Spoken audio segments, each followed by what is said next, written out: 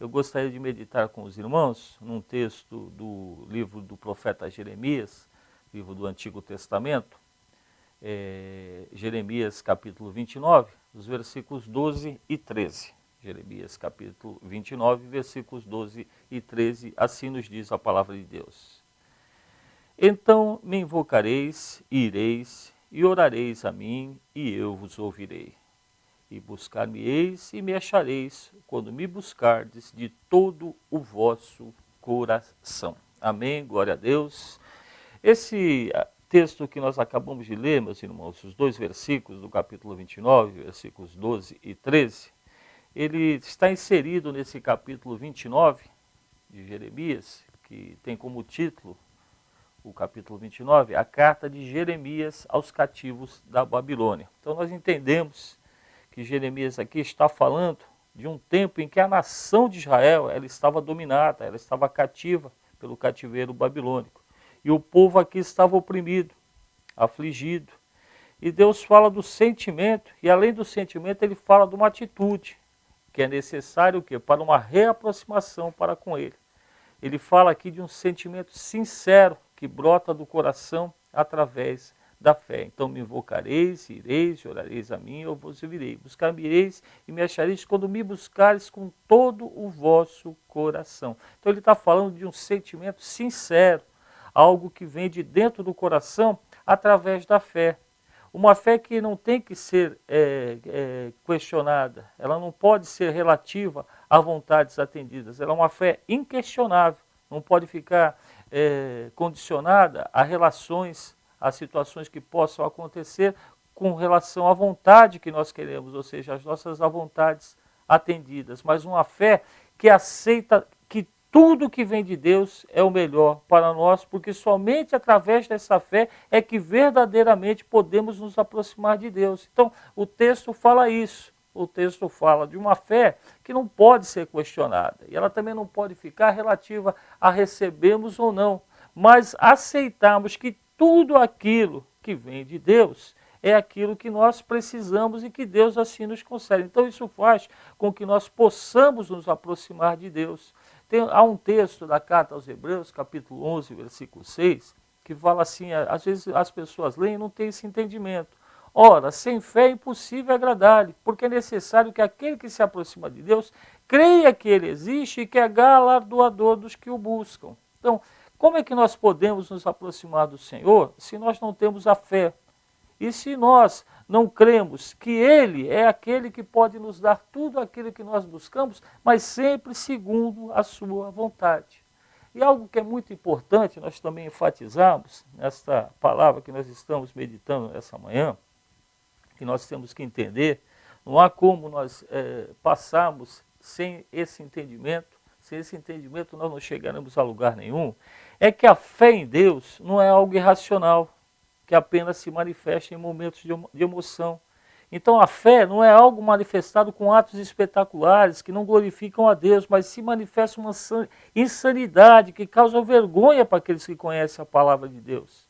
Ou seja, a nossa fé é algo irracional, nós sabemos o que nós estamos fazendo, nós sabemos por que estamos fazendo e sabemos por que nós estamos sendo atendidos. Então não é algo irracional que nos leva a uma insanidade, que essa insanidade causa até vergonha.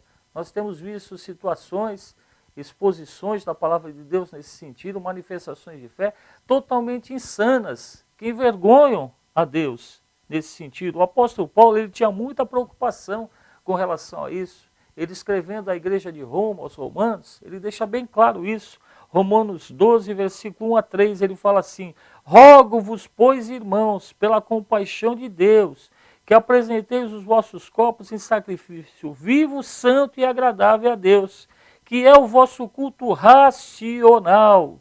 E não sedes conformados com esse mundo, mas sede transformados pela renovação do vosso entendimento, para que experimenteis qual seja a boa, agradável e perfeita vontade de Deus.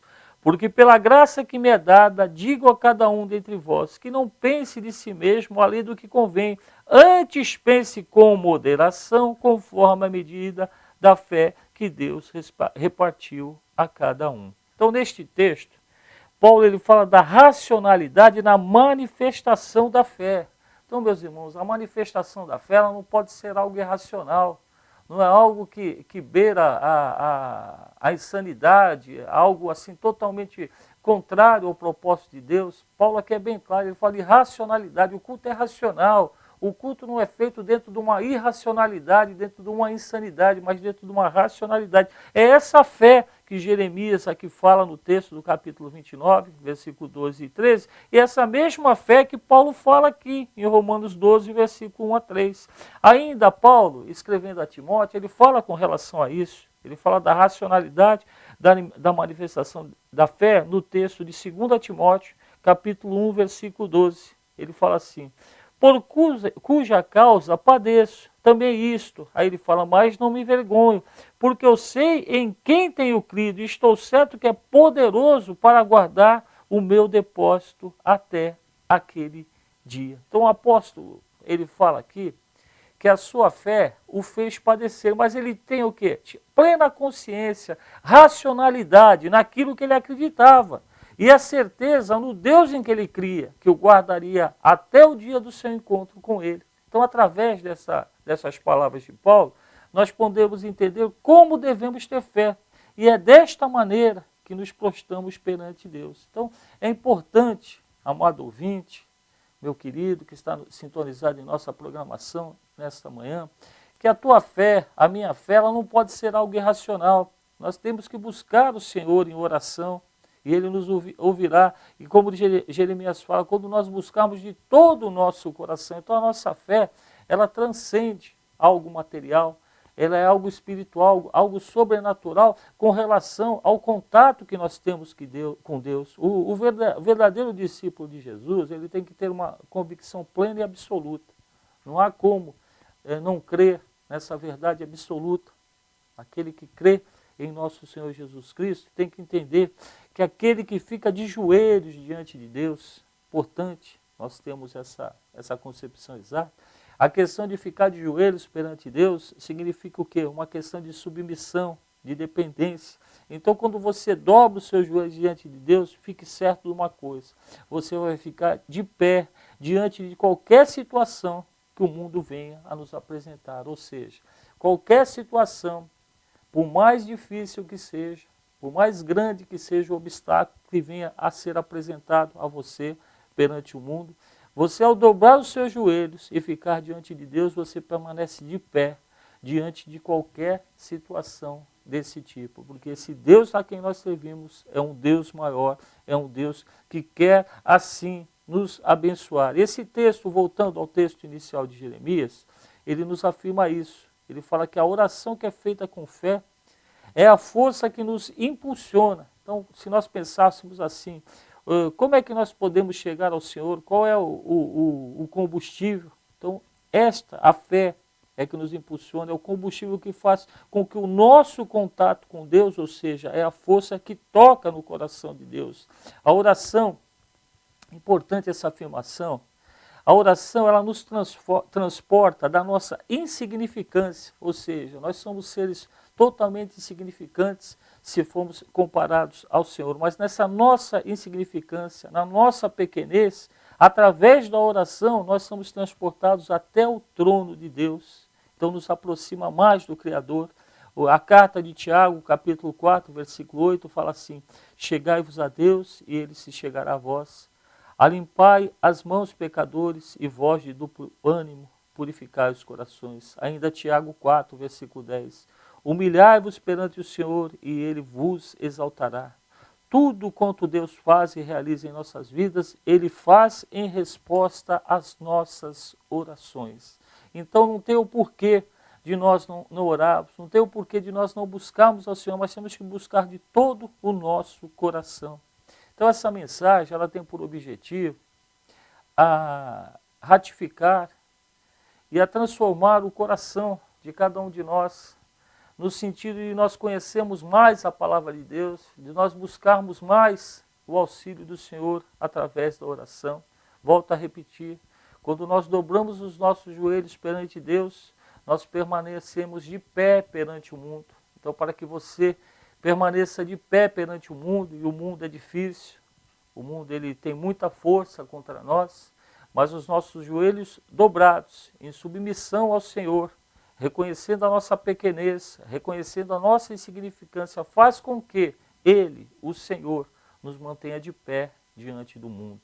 E a Bíblia está repleta de orações atendidas. Nós falamos de vários personagens bíblicos que são citados na Bíblia, e nós às vezes parece que não entendemos, parece que não vemos como esses homens tiveram sucesso na sua caminhada perante Deus, como é que eles foram atendidos. O próprio Senhor Jesus, ele fazia orações, mas nós temos várias passagens bíblicas que nos indicam essa questão da oração ser atendida quando ela é feita do coração, quando ela é feita com absoluta racionalidade, sabendo que busca um Deus poderoso, o Deus que tudo fez, o Deus que tudo faz e que tudo fará, então pode fazer tudo em nossas vidas. Se nós pensarmos na passagem do Mar Vermelho, onde ali Moisés, diante do Mar Vermelho, uma situação extrema de aflição, ele orou ao Senhor e o mar se abriu e aquele povo assim passou, algo inimaginável, algo indescritível, por maior que seja a descrição.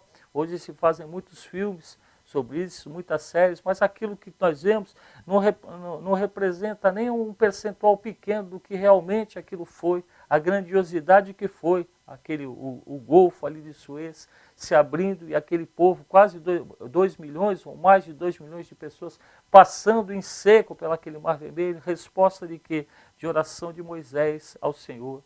Elias, quando confronta ali os profetas de Acabe, como é que foi a reação dele? Como é que foi a atitude dele? Ele orou e o fogo desceu dos céus. Elias era um homem, como cada um de nós, sujeito a paixões, mas ele orou ao Senhor e o Senhor atendeu ali, o fogo desceu dos céus. Nós temos o profeta Daniel. Daniel orou e um anjo fechou a boca dos leões. Ele foi jogado à cova dos leões, mas ele orou ali e o anjo fecha as bocas dos leões. Então a oração é imprescindível à sobrevivência da nossa fé. O crente que não ora a Deus vai enfraquecendo na fé. Às vezes as pessoas perguntam: estou enfraquecendo na fé, estou caindo na fé. Qual o motivo? O motivo é a falta de oração, é a falta de contato com o Senhor. E essa fraqueza, meus irmãos, ela acaba nos deixando sem entendimento. Quando a resposta de Deus aos nossos pedidos, muitas vezes ele pode não nos atender da maneira que nós queremos. Então daí a extrema importância de entendermos a nossa fé, uma fé racional, e que Deus deseja, além de nos atender, muitas vezes ensinar-nos algo com a oração. Algumas vezes ele diz: não, ainda não é tempo. Nós temos o texto de Eclesiastes, capítulo 3, versículo 1, que parece que nos momentos da oração as pessoas se esquecem, os irmãos se esquecem desse texto. Eclesiastes 3, versículo 1 fala assim: tudo tem o seu tempo determinado, e há tempo para todo o propósito debaixo do céu. Nós estamos debaixo do céu. E debaixo do céu nós estamos sobre quem? Sobre a custódia de Deus. E Deus é que nos atende. Então, se esse versículo aqui fala que tudo tem o seu tempo determinado, é Deus quem vai determinar aquilo que deve acontecer em nossas vidas. Ele continuar um tempo para todo o propósito debaixo do céu. Então, algumas vezes, ele pode nos conduzir noutra direção. Muitas vezes não é o que nós estamos esperando. Então a oração é uma maneira de conseguirmos mais e mais intimidade com Deus através de quem? Através do Espírito Santo. Então nós precisamos estar sensíveis às respostas de Deus e aprender delas. Então nem sempre aquilo que nós pedimos ao Senhor vai ser o que Ele vai conceder a nós. Não porque o que nós pedimos Ele não nos queira conceder, mas é que aquilo que Ele vai nos conceder é muito melhor do que aquilo que nós pedimos. Então sempre a resposta de Deus vai ser sempre o melhor para cada um de nós. Então a Bíblia nos fala que nós não sabemos pedir. Então nós pedimos coisas para os nossos próprios deleites. A maioria das coisas que nós pedimos é para os nossos deleites. Então Deus assim entende, assim tem a sabedoria de nos conceder aquilo que nós precisamos, mas dentro de uma racionalidade. Então daí a importância, eu volto a enfatizar o texto de Romanos 12, versículo 1 a 3, rogo-vos, pois, irmãos, pela compaixão de Deus, que apresenteis os vossos corpos em sacrifício vivo, santo e agradável a Deus, que é o vosso culto racional. Irmãos, eu volto a enfatizar, volto a ratificar, volto a clamar aos irmãos, o nosso culto tem que ser racional.